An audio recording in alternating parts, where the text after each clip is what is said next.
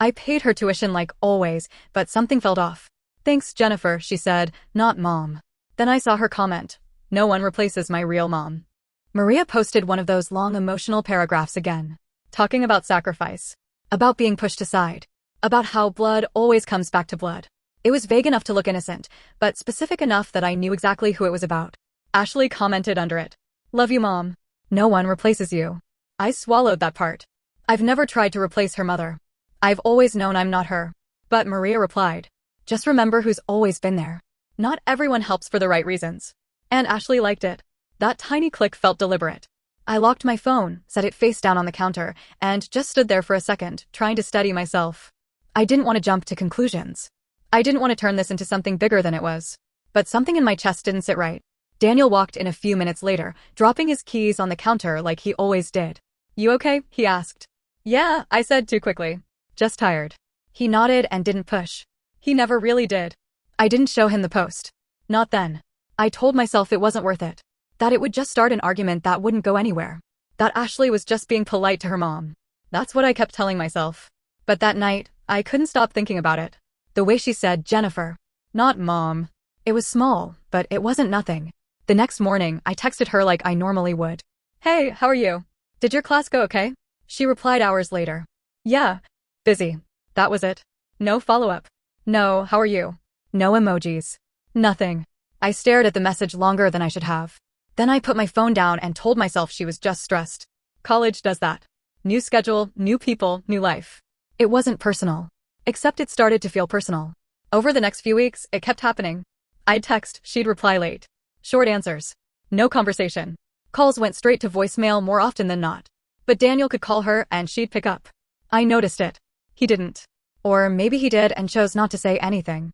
One evening, I was sitting at the small coffee shop near the clinic, still in my scrubs, talking to Angela during our break. You look like you haven't slept, she said. I'm fine, I told her. She gave me that look. The one that said she didn't believe me but wasn't going to push too hard. It's Ashley, I admitted. What about her?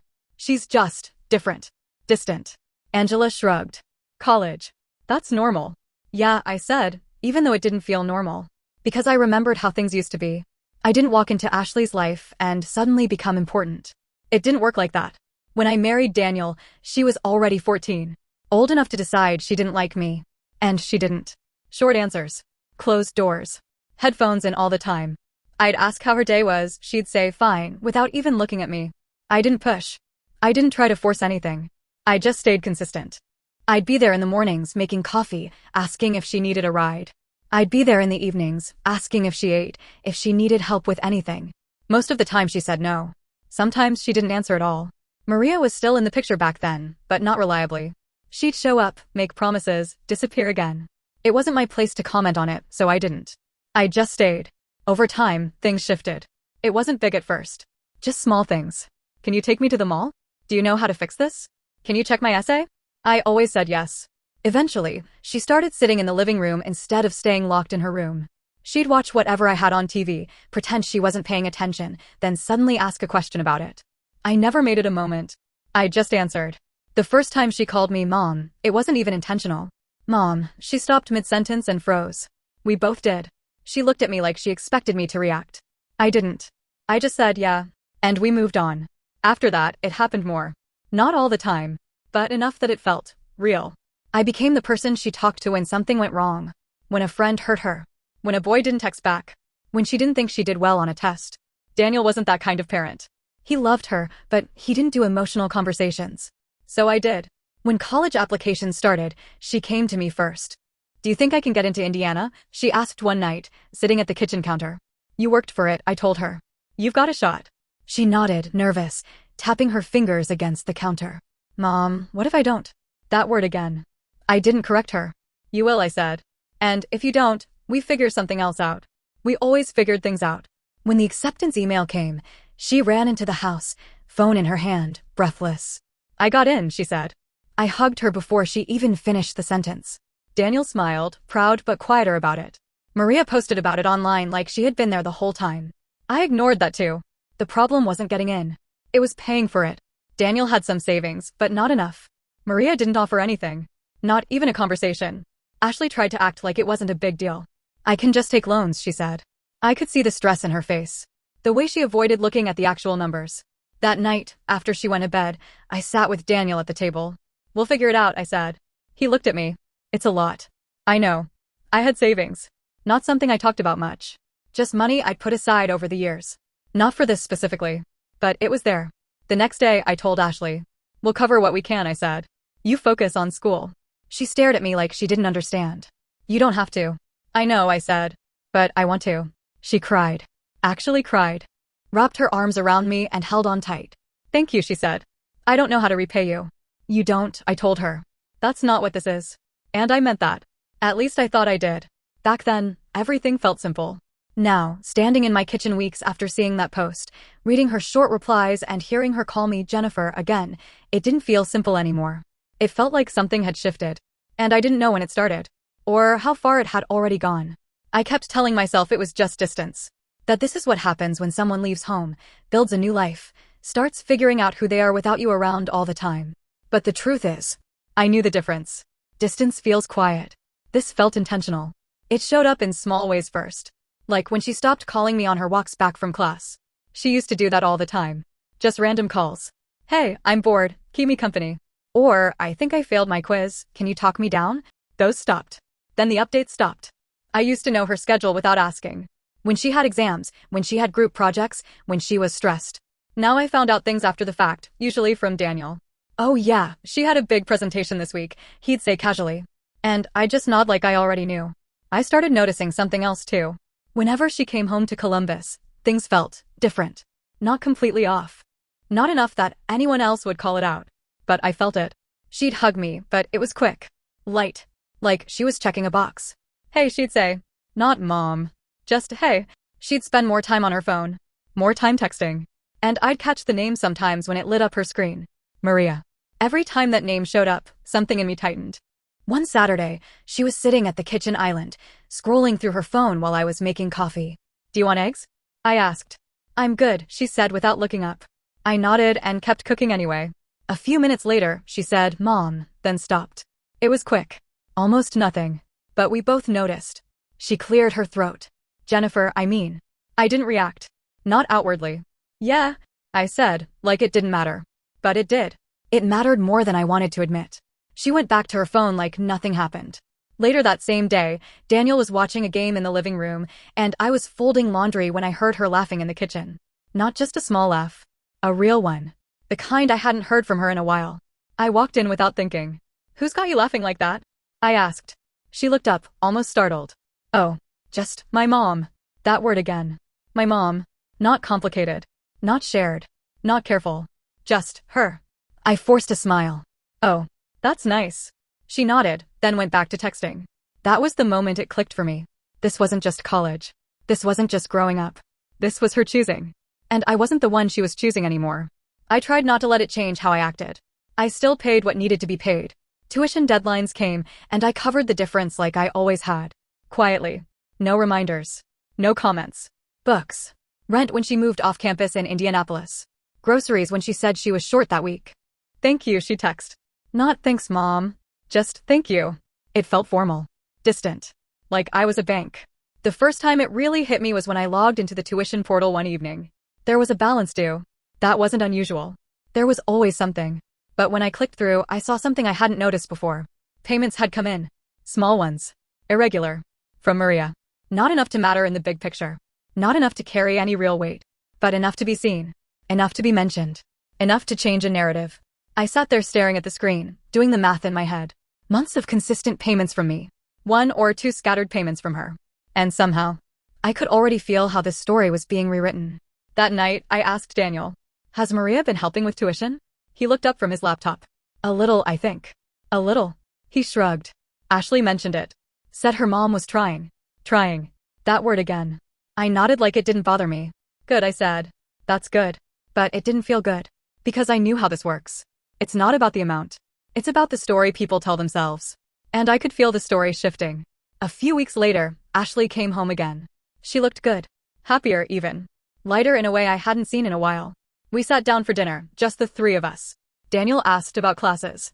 How's the library job, he said. It's fine, she said. Easy. I smiled. That's good. Less stress. She nodded, but didn't really engage. Then, out of nowhere, she said, Mom thinks I should start looking into internships back in Orlando. Orlando. That's where Maria had moved. I paused for half a second. That could be good, I said carefully. Depending on what you want. She shrugged. Yeah, she has connections. Of course she does, I thought.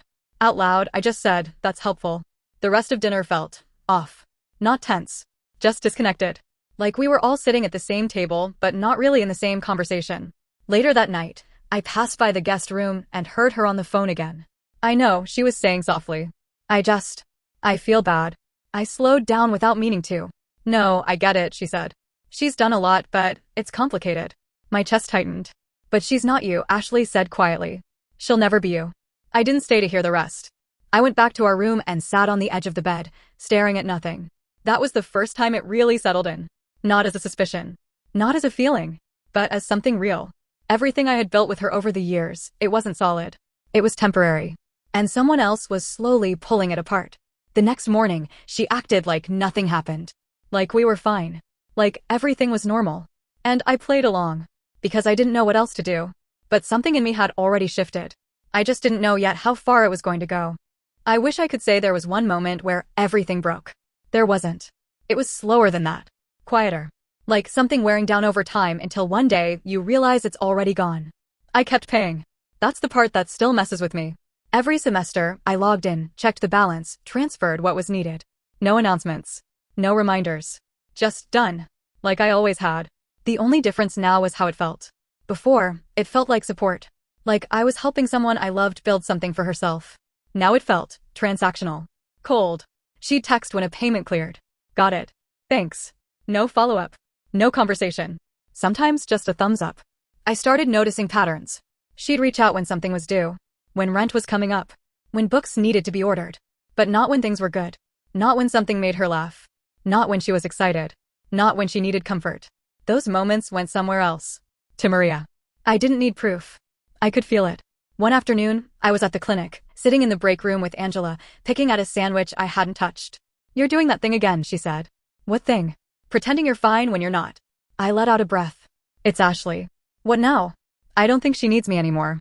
Angela shrugged. That's not the worst thing. It's not that, I said. It's how it happened. I didn't even know how to explain it properly. It's like, I was everything when she needed something. And now I'm just nothing. Angela leaned back in her chair. Are you sure you weren't just filling a gap? That stung more than I expected. I didn't think so, I said quietly. But the truth is, I didn't know anymore. That night, I logged into the tuition portal again. Another balance. Another payment. But this time, I hesitated. Not because I couldn't afford it. Because something in me didn't feel right about it anymore. I still paid it. Of course I did. But for the first time, it didn't feel like a choice. It felt like obligation. A week later, she called. Not a text. Not a short reply. An actual call. I remember staring at my phone for a second before answering. Hey, I said, trying to sound normal. Hey, she said. Her voice sounded off. Not cold. Not distant. Just careful. Everything okay? I asked. Yeah, she said quickly. I wanted to talk.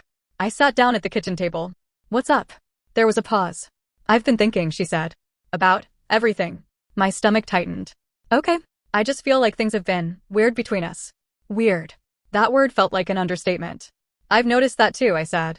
Another pause. I don't want things to be weird, she said. I just think, maybe we need some boundaries. Boundaries. I didn't say anything right away. What kind of boundaries? I asked carefully. Like. I don't want things to feel forced, she said. I feel like sometimes you expect me to act a certain way. My grip tightened slightly on the phone. I've never forced anything, I said. I know, she said quickly. I'm not saying you have. I think it got confusing. Confusing. Because you're not my real mom, she added. There it was. Clear. Simple.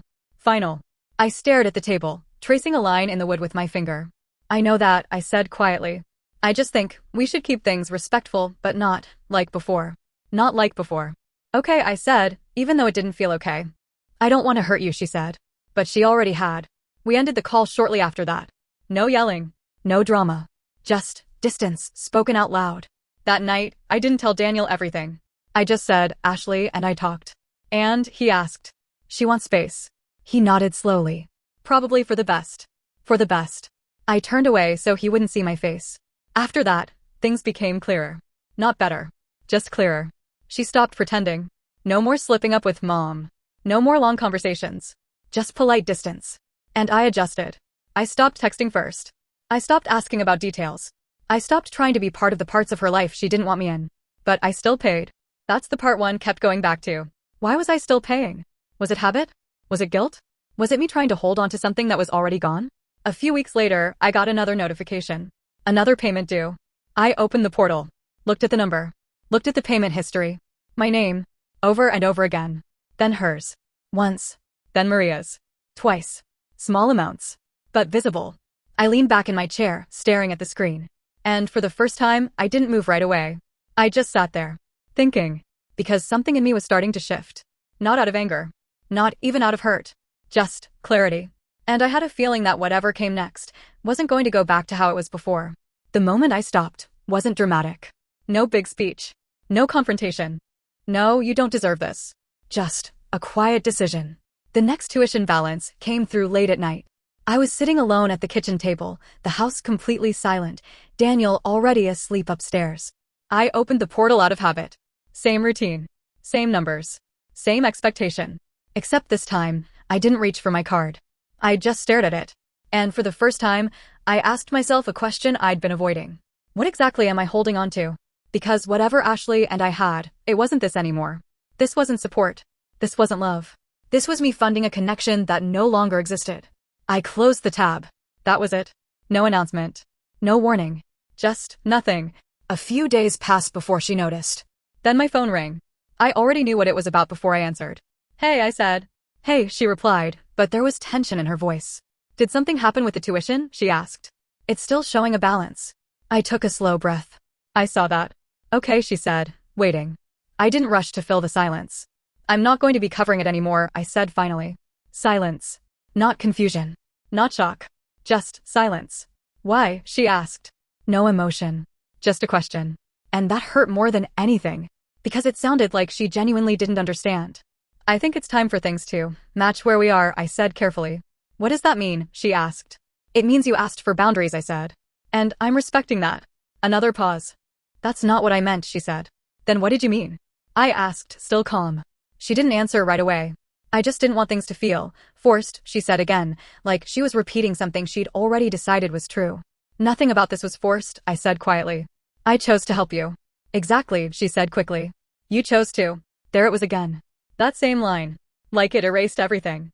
And now I'm choosing not to, I said. The silence this time felt heavier.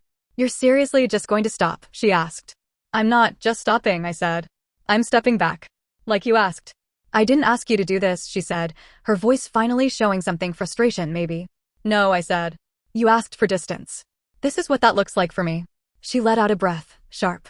This is messed up, she said. I didn't respond right away. Because part of me wondered if she was right. But another part of me knew I couldn't keep going the way I had been. You'll figure it out, I said finally. You always do. That was the end of the call. No yelling. No goodbye. Just a line drawn. After that, things went exactly how you'd expect. She stopped reaching out completely. Not even short texts anymore. Daniel still talked to her. Regularly. Like nothing had changed. Sometimes I'd hear him in the other room. Yeah, she's fine, he'd say. She's at work. She says hi. I never asked if she actually did. Months passed like that. Quiet. Controlled. Almost peaceful, in a strange way. Then graduation came. I didn't find out from her. I found out from Daniel. It's next Saturday, he said one evening, like he was mentioning the weather. I nodded. Okay. You want to come? He asked. I hesitated for half a second. Was I invited? I asked. He didn't answer right away. I think it's just limited tickets, he said. Limited. I nodded again. You should go, I said. She'll want you there. He studied my face for a moment, like he was trying to figure out if I meant it. I'll take pictures, he said. Yeah, I replied. I'd like that. The day of graduation, I stayed home. I cleaned. Did laundry. Anything to keep busy. At some point, I sat down on the couch and just stared at nothing. I thought I'd feel angry. I didn't. Just empty. Later that afternoon, Daniel came home. She looked good, he said, showing me pictures on his phone. Ashley in her cap and gown. Smiling. Surrounded by friends. Happy. She asked about you, he added. I looked at the picture a little longer than I should have. What did she say? I asked. He hesitated. Just, if you were okay. I nodded slowly. I'm okay, I said.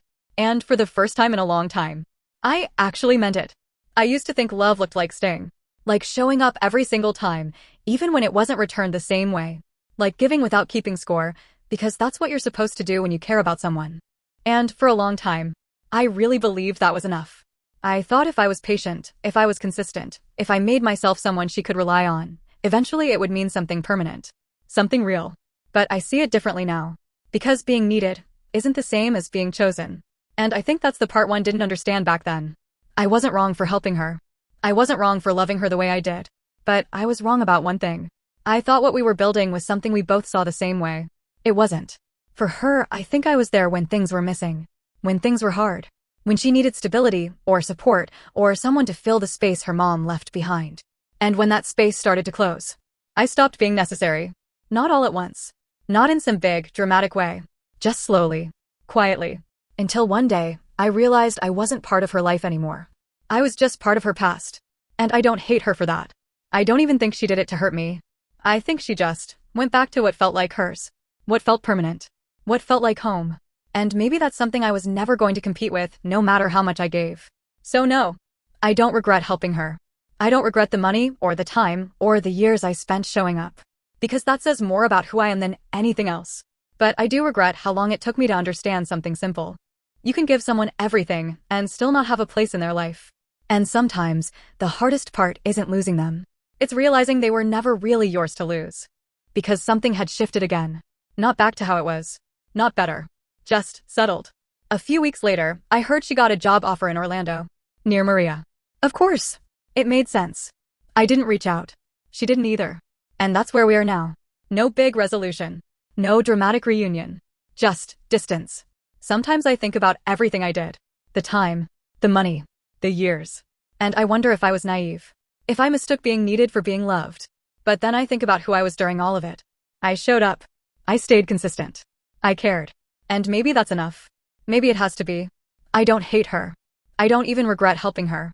But I do regret how long it took me to realize that some relationships don't end all at once. They just slowly stop being what you thought they were. And by the time you see it clearly, you're already standing on the outside. So I guess the question is, was I wrong for stepping back when she asked for boundaries? Or should I have kept helping, even after she made it clear I wasn't really part of her life anymore?